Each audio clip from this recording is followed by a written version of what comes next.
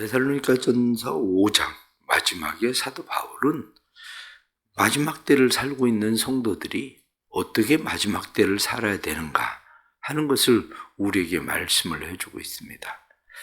오늘날 우리는 모두가 마지막 때를 살고 있습니다. 그래서 사도 바울은 그 때에 대해서 형제들아, 때와 시기에 관하여는 너희에게 쓸 것이 없음은 이미 우리가 알고 있다. 그런 이야기입니다. 그러면서 마지막 때를 살고 있는 사람들이 어떻게 살아야 되는가 하는 것에 대해서 우리는 오늘 본문에 나타난 말씀을 보면 특별히 세 가지로 생각할 수 있습니다.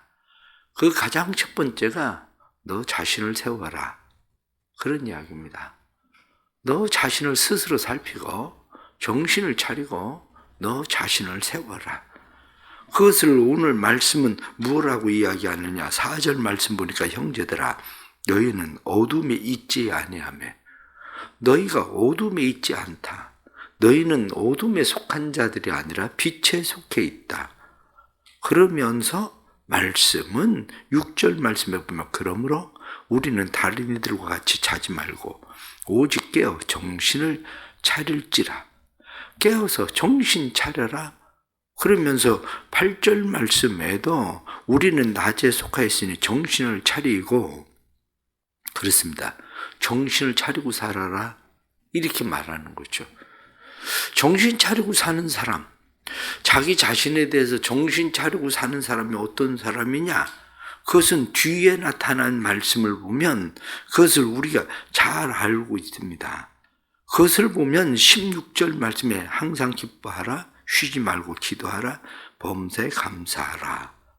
이것이 그리스도 예수 안에서 너희에게 향하신 하나님의 뜻이다.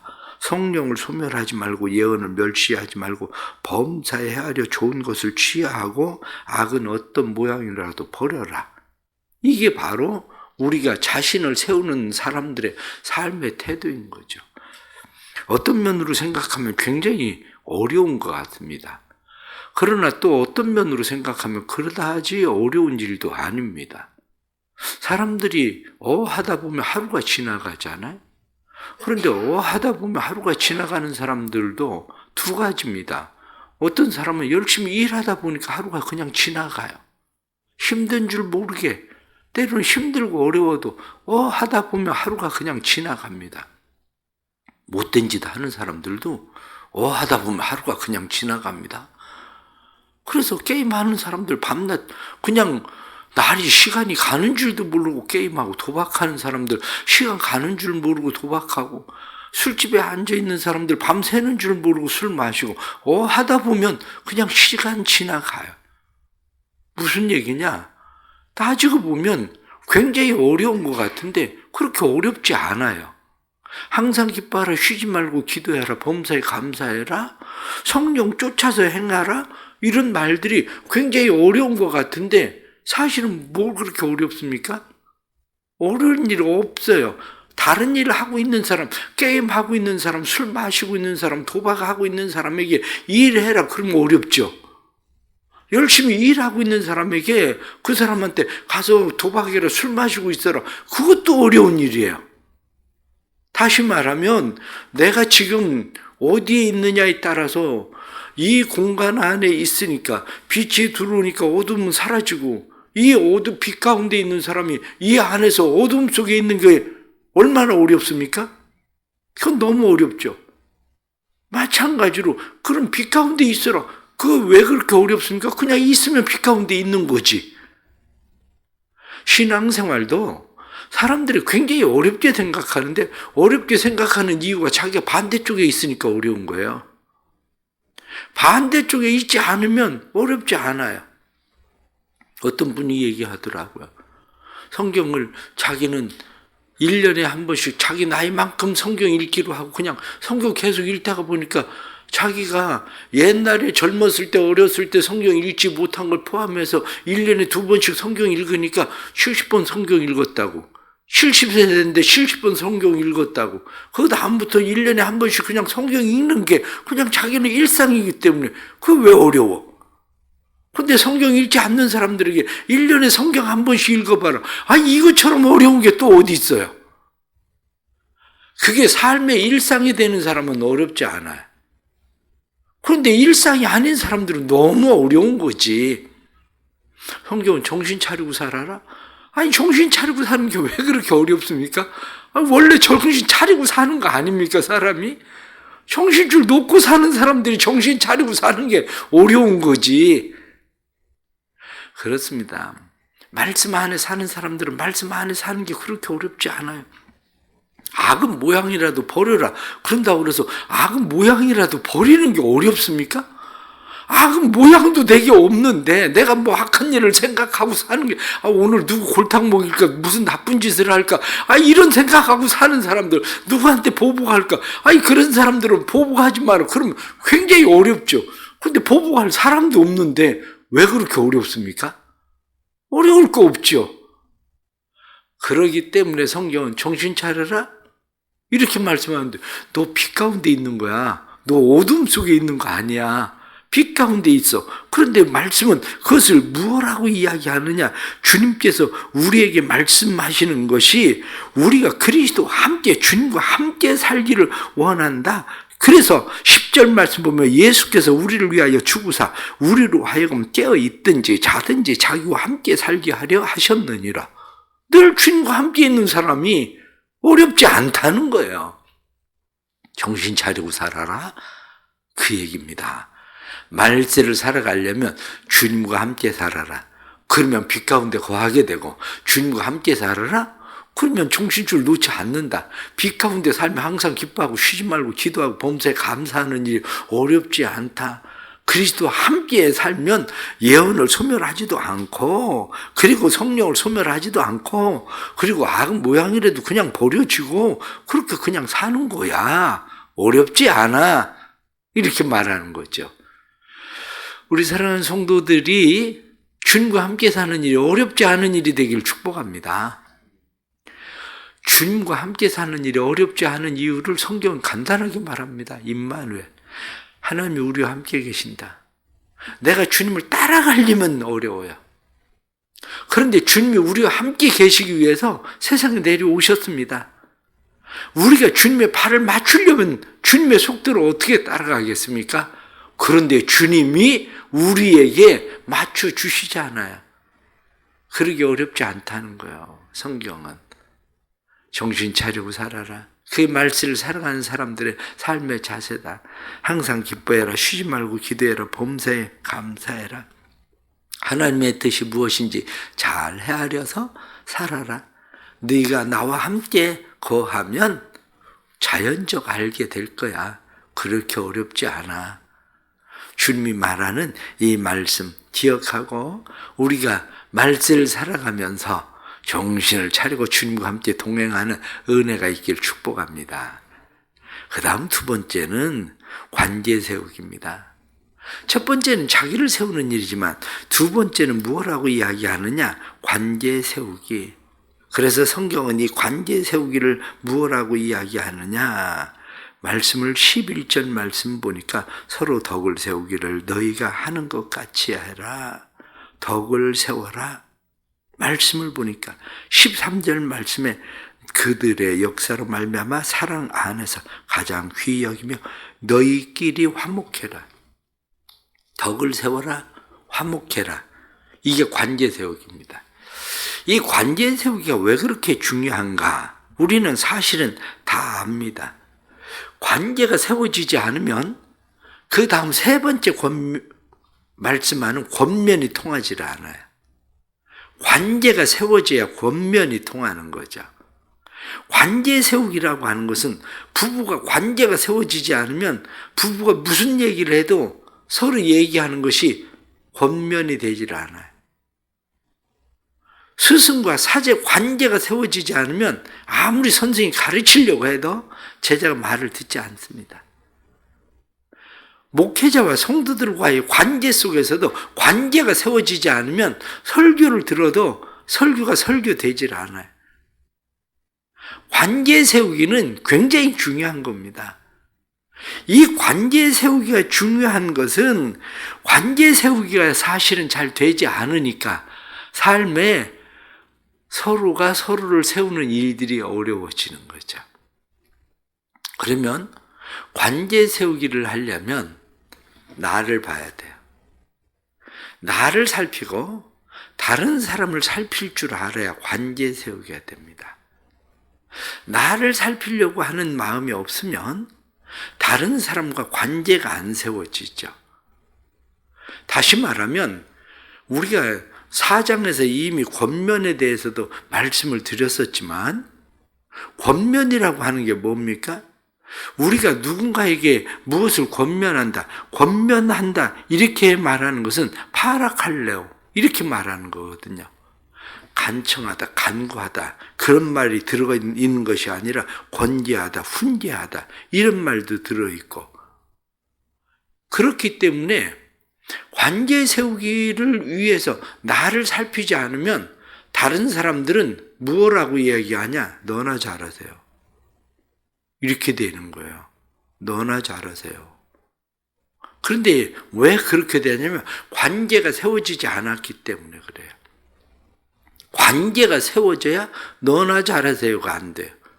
부모와 자식과의 관계 속에서 부모가 자녀에게 관계가 잘 세워지면 공부 좀 해라 이렇게 얘기하면 성적이 이게 뭐냐? 관계가 안 세워지면 애가 뭐라고 그러는지 아세요? 엄마는 학교 다닐 때 공부 잘했어요? 이렇게 얘기해요. 그런데 그렇게 말하는 놈은 맞아야 돼. 그 망할 놈이야.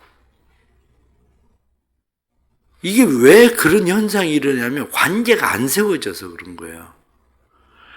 여러분들 잘하면서 혹시 부모님이 공부 잘해라, 이게 성적이 이게 뭐냐? 그럼 엄마는 공부 잘했냐? 엄마 학교 다닐 때 뭐 어떻게 했냐? 이렇게 하는 여러분들이 있었습니까? 아마 없었을 거예요. 그러니까 여기 와서 앉아 있는 거예요. 그렇게 안 한 사람, 엄마나 공부나 잘했냐? 엄마나 잘해라. 아버지나 잘해라. 그러면 그 애들은 다 밖에 이상한 데 가 있어요. 그 사람들은. 그런데 왜 그런 일이 벌어지냐면 관계가 안 돼서 그래요. 스승과 제자의 관계라니 관계 세우기가 되면 스승이 어떻게 하든지 문제가 안 돼요, 사실은. 코치나 감독이 어떻게 하든지 선수와의 관계가 잘 세워지면 문제가 안 돼요. 교인과 성도들과의 문제도 관계 세우기가 되면 아이고 설교는 잘하네 이렇게 되질 않아요. 관계 세우기가 안 돼서 문제가 생기는 거지. 그래서 성경은 뭐라고 이야기합니까? 서로 덕을 세워라. 관계 세우기는 나는 잘하고 너는 못한다가 아니라 관계 세우기는 서로입니다. 서로의 덕을 세우는 일, 내 눈에 들보를 먼저 볼 줄 알고 다른 사람들의 눈에 들보를 볼 줄 아는 사람, 이게 관계 세우기를 하는 사람의 자세입니다. 그런데 문제는 항상 사람들이 내 눈에 들보는 잘 보지 못하거든요. 내 눈에 들보를 보지 못하고 다른 사람들의 눈에 들보를 빼겠다고 자꾸 나서게 되니까 관계 세우기가 안 되는 거죠. 관계 세우기는 첫째, 내가 건강해야 돼요. 내가 건강하지 않으면 다른 사람과의 관계가 세워지지 않습니다. 기본적으로는 내가 건강해야 다른 사람들과의 관계 세우기가 되는 거죠. 다시 말하면 내가 알아야 다른 사람들을 가르치고 훈계하는 권면이 되는 관계가 세워지는 거야. 내가 그리스도 안에 있을 때에 다른 사람들이 관계 세우기가 되는 거예요. 기본적으로는 그것이 내가 그렇게 하지는 못해도 사람들이 볼 때, 저 사람은 그리스도 안에 있으려고 노력하는 사람이야, 애쓰는 사람이야 라고 보여져야 되는 거죠. 그러니까 관계 세우기는 자기 자신이 건강해야 되고 자기 자신이 알아야 되고 자기 자신이 소유하고 있는 것이 기본적으로 있어야 관계 세우기가 됩니다. 기본적으로. 난 너무 가난해. 너무 가난해서 누구한테 돈 하나 줄 것도 없어. 누구 하나한테. 그래서 늘 다른 사람들한테 얻어서 써요. 그런데 그 사람이 누구 보고 아니 돈 뒀다 뭐 하려고 가지고 싸가지고 죽을 것도 아닌데 다른 사람 구제도 좀 하고 나눠줘. 그럼 말 듣겠어요? 그 사람이 왜? 아니 당신은 내가 줘야 살잖아. 근데 뭘 그딴 소리를 해? 이렇게 얘기한단 말이죠. 그러니까 기본적으로는 관계 세우기에서 내가 서 있다는 사실, 조금 전에 말씀드린 것처럼 정신을 차리고 내가 서 있는 것이, 서 있으려고 하는 것이 보여져야 관계 세우기가 돼요. 왜냐? 내가 그 사람 붙들었다가 같이 넘어지는 상황인데, 그 다음이 세 번째가 권면입니다. 권면. 세 번째가 권면이라고 하는데 왜 관계 세우기와 권면이 필요한가, 중요한가 이렇게 이야기할 때 권면이라고 하는 것은 말하는 사람과 듣는 사람의 관계 속에서 권면이 이루어지는 겁니다. 똑같은 이야기를 해도 말하는 사람과 듣는 사람의 관계가 세워지면 권면이 되는데 그게 안 되면 권면이 안 되는 거죠. 말하는 사람과 듣는 사람. 아이들한테 공부 좀 해라. 왜 요즘 공부 안 하니? 이렇게 이야기하면 권면을 받아들이는 사람은 관계가 세워지면 알았어요. 열심히 해볼게요. 그런데 아버지가 그래 힘들지. 그런데 조금 더 노력해보자. 그래도 너 이번에 대학 그래도 거기 가야 아버지가 볼 때는 내 삶이 그래도 열릴 것 같아. 그러면 아이가 알았어요. 한번 해볼게요. 그리고 얘기를 하겠죠. 그런데 이 권면이라는 것도 참 신기합니다. 왜냐하면 받아들이는 사람 입장이라고 하는 것이 집에서 자녀들 키워보셔서 알잖아요. 똑같은 얘기해도 누구는 한마디 얘기하면 주눅 들어가지고 한마디 얘기하면 집에 들어가고 자기 방문 닫고 안 나와. 그런데 누구는 한마디가 아니라 10마디를 얘기해도 아무 일 없다는 짓이 나와가지고 또 그냥 쉥쉥거리고 돌아다녀. 이게 왜 그렇습니까? 사람들 성격이잖아. 그 사람 성향이나 성격에 따라서 권면도 받아들여. 그런데 말씀을 보니까 우리에게 뭐라고 말씀합니까? 말씀에 14절 말씀을 보니까 또 형제들아 너희를 권면하노니 게으른 자들을 권계하고 마음이 약한 자들을 격려하고 힘이 없는 자들을 붙들어주고 모든 사람에 대하여 오래 참으라. 이 각 사람들에 따라서 각각 권면하고 권계하는 일들의 모양이 다르잖아요. 그게 가능한 사람이 누구냐면 내가 세워진 사람이 그게 가능해요. 내가 세워지지 않으면 늘 내 방식으로 밖에는 할 수가 없어요. 내 방식으로 밖에. 왜냐? 자기가 세워져 있지 않으면 주변을 볼 수가 없어요. 그 사람들의 마음의 상태나 상황을 볼 수가 없어요. 내가 세워져야 가능해지는 거죠. 그래서 말씀을 따라서 우리가 살아갈 때에 마지막 때를 살아가는 사람들의 가장 첫 번째는 자기 세우기. 자기를 세워야 된다. 두 번째, 관계 세우기. 관계를 세워야 무엇이 그 다음부터는 돼요. 세 번째, 이웃 세우기. 다른 사람 세우기. 그래야 다른 사람 세우기가 가능해지는 거죠. 오늘도 또 주시는 은혜 생각하면서 우리의 삶은 바로 23절 말씀 보면 평강의 하나님이 친히 너희를 온전히 거룩하게 하시고 또 너희의 온 영과 혼과 몸이 우리 주 예수 그리스도께서 강림하실 때 흠없게 보존되기를 원하노라. 너희를 부르신 이는 미쁘시니 그가 또한 이루시리라. 내가 이루려고 이룬다고 되는 게 아닙니다. 그분이 우리와 함께 계셔서 우리 안에서 이 일들을 이루어 가셔서 우리의 영과 혼과 몸이 다 주님 오실 때까지 건강하게 보존될 뿐만 아니라 다른 나와 함께 속해 있는 가족들, 성도들, 이웃들을 세우는 그러한 일에 아름답게 쓰임받게 되는 역사가 일어나게 되는 줄 믿습니다. 기도하겠습니다. 마지막 때를 살아갑니다. 마지막 때가 도적같이 우리에게 임할지라도 깨어있는 사람들은 그것을 알듯이 나 자신을 먼저 잘 세우게 해 주옵소서. 주님께서 살든지 죽든지 우리가 그리스도와 함께 하기를 원하시는데 살든지 죽든지 그리스도와 함께하는 삶을 살아갈 수 있도록 도와주옵소서. 그리스도 안에서 우리를 세워주옵소서. 그리스도 안에서 우리를 세워주셔서 그리스도 안에 세워진 그리스도의 사람들로 살아갈 수 있도록 성령님 도와주옵소서. 하나님 앞에 간절히 기도합니다. 사랑하는 성도들에게 은혜를 베푸셔서 우리로 하여금 폭넓게 이웃을 볼 줄 아는 마음을 주옵소서. 그래서 가족들을 보고 이웃을 보고 함께 관계가 잘 세워질 수 있도록 주님 도와주옵소서.